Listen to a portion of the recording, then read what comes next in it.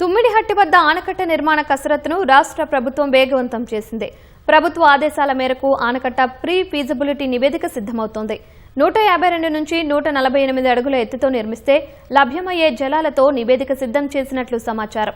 అటు మహారాష్ట్రతో వీలైనంత త్వరగా చర్చలు జరపాలన్న ఆలోచనలో రాష్ట్ర ప్రభుత్వం ఉంది.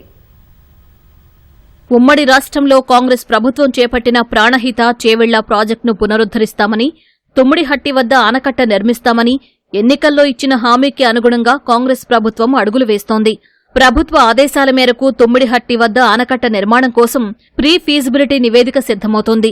ఆర్వీ అసోసియేట్స్ సంస్థ ఇప్పటికే నివేదికను సిద్ధం చేసి ప్రభుత్వానికి అందించినట్లు సమాచారం.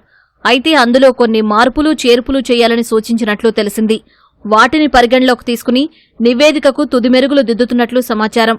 తుమ్మిడిహట్టి వద్ద 2 ఆనకట్టలుగా ప్రాజెక్టును నిర్మించాలని ప్రతిపాదించినట్లు తెలిసింది. వైన్గంగా, వార్ధా నదులపై 2 వేర్వేరు బ్యారేజీలను నిర్మించి కాంక్రీటు బండతో అనుసంధానించాలని పేర్కొన్నట్లు సమాచారం. 152 మీటర్ల ఎత్తుతో ఆనకట్ట నిర్మించాలని మొదటి నుంచి భావిస్తున్నారు. ఆ ఎత్తులో బ్యారేజ్ అయినా నిర్మిస్తే అక్కడ 165 టీఎంసీల వరకు నీటి లభ్యత ఉందని నివేదించినట్లు తెలిసింది. 150 మీటర్ల ఎత్తులో 129 టీఎంసీలు, 149 మీటర్ల ఎత్తులో 80 టీఎంసీలు, 148 మీటర్ల ఎత్తులో నిర్మిస్తే 58 టీఎంసీల వరకు నీటి లభ్యత ఉంటుందని పీఎఫ్ఆర్లో పేర్కొన్నట్లు సమాచారం. తుమ్మిడిహట్టి నుంచి మైలారం వరకు 71.5 కిలోమీటర్ల మేర గతంలోనే నిర్మించిన కాల్వ ఉంది. అక్కడి నుంచి బొగ్గు బ్లాకులున్న మార్గాన్ని తాకకుండా మరో అలైన్మెంట్ను సూచించినట్లు తెలిసింది. 22 కిలోమీటర్ల మేర సొరంగ మార్గం, 5 కిలోమీటర్ల ఓపెన్ కెనాల్ ద్వారా సుందిళ్ల జలాశయం వరకు నీటిని తరలించాలని పేర్కొన్నట్లు సమాచారం. ప్రీ ఫీజిబిలిటీ నివేదికలోని కొన్ని అంశాలకు మార్పులు చేర్పులు చేయాలని నీటిపారుదల శాఖ వర్గాలు సూచించినట్లు తెలిసింది. నీటి లభ్యతకు సంబంధించి నివేదికలో పేర్కొన్న కొన్ని అంశాలు అవసరం లేదని చెప్పినట్లు సమాచారం. వాటితో సంబంధం లేకుండా నీటి లభ్యతకు మాత్రమే పరిమితం కావాలని ఆర్వీ అసోసియేట్స్ కు సూచించినట్లు సమాచారం.